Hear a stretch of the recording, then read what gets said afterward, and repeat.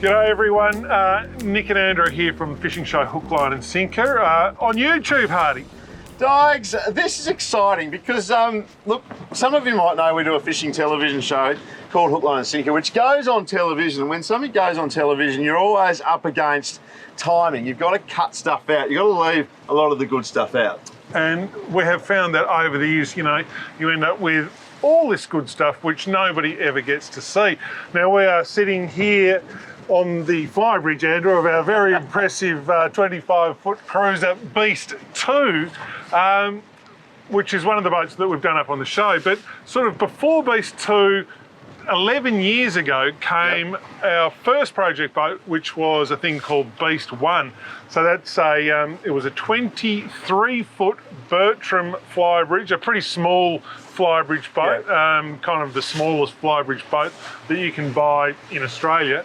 A small flybridge boat, but a big boat for us. A big trailer boat, yes. The biggest boat I think either of us had ever owned to that point. Yeah, and the reason being, we had to find a boat that would take, at that time, the world's largest outboard engine, which was a 350 horsepower V8 Yamaha. It was a very exciting time when that engine came out, but there were not, in Australia, very many boats that you could bolt it to the back to. No, so obviously the show is sponsored by Yamaha, and they said, well, let's do something with the new 350 V8. It's going to be really exciting. Yeah. We thought, well, that sounds good. We'll find a boat that's capable of taking that sort of weight, that sort of power, and we'll do a project boat, sort of before project boats were kind of even really a thing. Yeah, and the boat we found was, you know, an old boat, a 19, what was it? What was the hull? I think it was 1980, mid-80s, maybe late 80s. Quite a new one for us. Yeah. Quite a new one for us. But, you know, built heavy, big heavy boat, flybridge, and it was going to be capable of taking that big engine. We didn't actually get any vision of it when we looked at it. So there are a couple of still photos here. This is us having a look at the Beast. It was in Melbourne. We live in Tasmania, so different state. And you know, we looked at this thing. The guy who owned it was actually a friend of a friend. Yes. And he was sort of a little bit at his wit's end because the boat in the recent past had sort of sunk a bit. It hadn't completely sunk, but it had sunk a bit, and that was enough to make the engine that was in it very temperamental. Very temperamental. It would go sort of half of the time. It would start half of the time, and then the other half, when it did go, it would sort of stop half of the time. So it wasn't a very reliable boat. So therefore, the owner was happy to sell it. So I remember the plane ride home after seeing the Beast for the first time, and we didn't know what we were doing, but we liked the name, and we thought, Unleash the Beast, that's a good name for a segment. That was probably partly why we bought it. Yeah, we came up with the segment name and then we had to do it. We were sort of committed. So we paid $30,000 for the boat in Melbourne, you know, sort of half going, which in hindsight seems like quite a bit, but I guess at the time was probably about right. I don't know, because you look back at this vision now, and it wasn't really in great nick. I mean, there is bits hanging off seats, and there are bits hanging off bits, and it's beat up and clapped out, and really... I'm not sure you pay 30 grand for it now. I'm not sure you pay 30 grand for it in that state now at all. No. But anyway, we got it home, we got it to Tasmania, we put it on a mooring on the Tamar River, and that's where this story begins, and we're hoping to tell this story now in its whole. Yes. Yamaha Project 350. Unleash the Beast. So as I mentioned, Hook, Line and Sinker, the fishing show, had been sponsored for a long time by Yamaha. Yeah.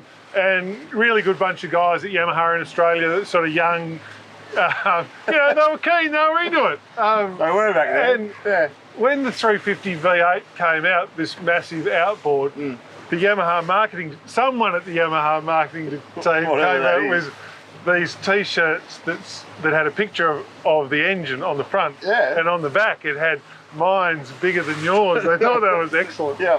No, the marketing team at Yamaha, very, very highbrow. But they sent us Glenn Gibson, who Yeah. who works at Yamaha and still works at Yamaha. Yeah. And look, I don't know if this was Gibbo's. He's probably had a little play around with the 350s at this stage, but it was all very new to all of us. And when we introduced Gibbo to Beast, it's fair to say he was sort of taken aback a little. The Beast, have a go at it. That's the project, is that what we're working with? That's what we've got to work with, Gibbo. Your thoughts? Got to be joking. Well, hey, Unleash. the Beast. Correct. We can't stop here, let's get amongst it. Let's do some testing. Would you like to get on board? I cannot wait to get on board. I cannot wait. Does it go? Well, yes, sort of. Are we dealing with some unreliability issues? Possibly. Well, we can solve that. I'm excited.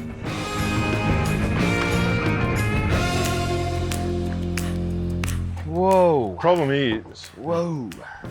Whoa. All right. what do you think about that thing? Oh. Make a good mooring. Let's ask the question, guys. Yep. To the engine, will Yeah. it go? Well, it has various moods. Sometimes it goes all right, other times it's less good. So from now on, boys, should Interestingly we call enough- this a she? When we bought it, we ran it for the first time and it ran like a watch, and we're thinking, this is madness. But then the second time we drove it, it started to have issues, As they do. as they tend to do.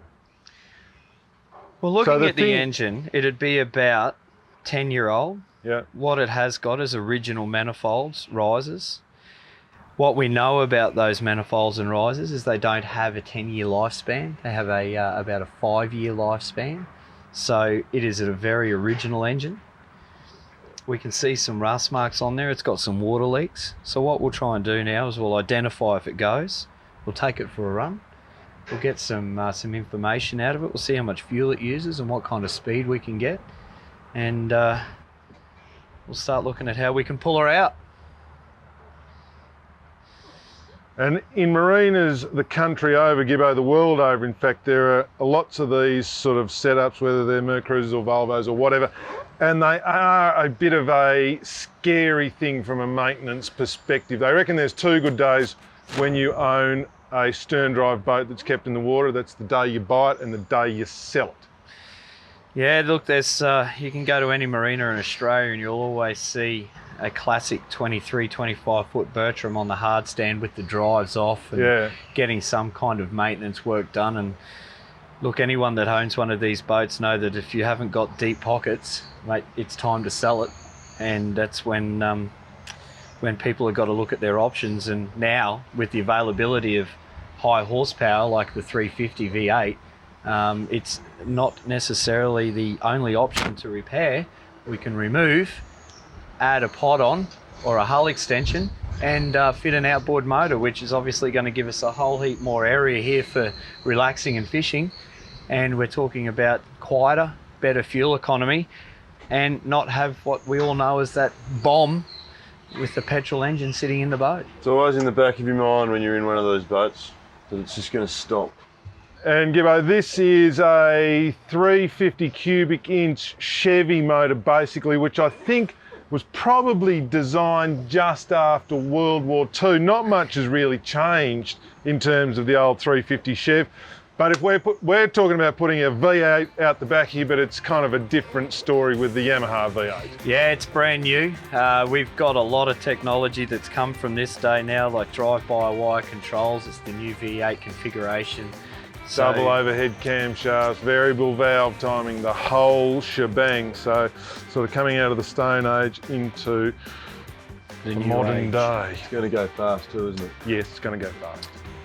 So stern drive's not all bad. No, we've painted a fairly ordinary picture of your stern drive there, and that engine was a reasonably, for the time, modern stern drive, fuel injected and whatever else. And like you said, but it had sunk. So, you know, its issues were a little bit sick. But what you do find with a stern drive is that there are reliability issues. You need to stay on top of them. And if you're able to, if you're mechanically minded, like you, because you've had stern drives in the past. I quite like them at times. You know, if you are looking for an excuse to get out of the house and go and tinker with the boat, you'll find nothing better than having a stern drive powered boat, because there's so much stuff and ancillary systems and, you know, sort of all cobbled together and put in the back there that you can play with stuff for hours. You do, as you say, need to be at least sort of aspirational in the mechanical department. Yeah, I mean, some issues. You'll sort of go and it's not going, you'll be like, oh, good, I can fix that in like 2 minutes. Whereas I go to the boat ramp and it doesn't go and I'm sort of stuffed. I had one where, you know, to get it to run properly, you know, you'd make adjustments to the distributor. See how happy that would make you? See how happy you are through the course of the day. You just make a little to the timing. Yeah. So if you can do that, great. Because actually when they're up and going, there's something classic about them too. And in boats like this and in boats like Beast, you know, those boats with those lines with the stern drive, they look fantastic. They ride beautifully. They were designed for that. That's right. You know, you got a thumping big V8. Basically, they weigh half a ton. Those things. So you got that big, heavy thing up in the boat, weighing it down, you know, gives you good, as you say, beautiful sea keeping ability in those boats, and they look better. But anyway, we're going to rip it out of Beast because that's the whole point, and that's what we're going to get to down the track in this series. But next time, Dogs, we're going to do a sort of a like for like. We're going to get all the numbers from that stern drive, see how it went, fuel economy, speed, acceleration, and it's good stuff to know. I think it's interesting. Those stern drives still in a lot of boats these days. You might be looking at buying a boat that's got a Chevy, what are they, 5.7 litre Chev, the 350 Chev. So the fuel burn is interesting. It's actually not catastrophic. No, not at all. You know, in reasonable rev range. So all of that, all the interesting numbers, the data, coming up next time when we do more of... Sort of get scientific with instruments and stuff. It's good. Thank you for watching anyway, and look, the journey has only just begun. So please be sure to subscribe to our channel, and we will keep those videos coming. We've got at 10 a frantic years, pace. 10 years of boating content, everything from, you know, build your own boats to bass boats to whatever else. So if you're enjoying this video, please subscribe. What is it? Like, share, subscribe. That would be much appreciated. We'll see you next time.